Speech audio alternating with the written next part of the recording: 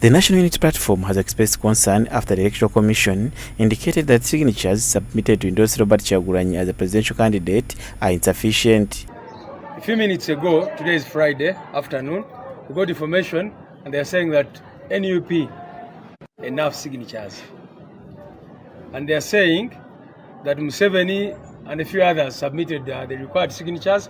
Of course, when I saw their list, they are saying that NUP and many others have not yet met the required signatures.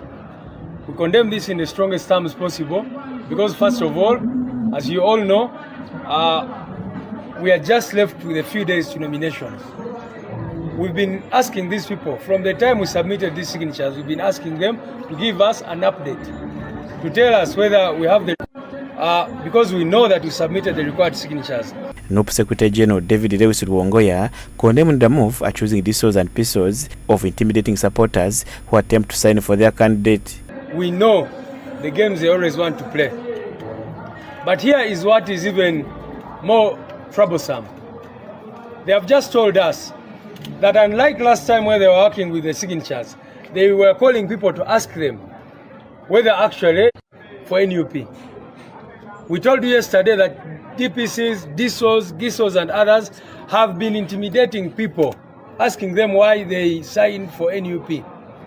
They have been telling them, people who signed for NUP, to also sign for Museveni. It has not even been about other political parties, it has been about NUP. He also questioned how security officers obtained access to a list of signatories, raising fears of deliberate interference in the nomination process. Intimidate people who signed for NUP using DSOs, GISOs. Even yesterday I questioned how those people got information of who signed for NUP. Because this information, we submitted it to the Electoral Commission, not to security forces.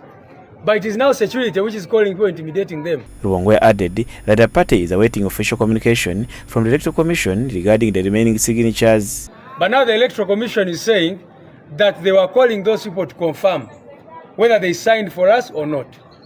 Like we told you, we submitted way beyond the required number of signatures. The law requires only 98 districts, 100 signatures from 98 districts. NUP submitted over 130 districts. And those signatures were over 100 in each of the districts.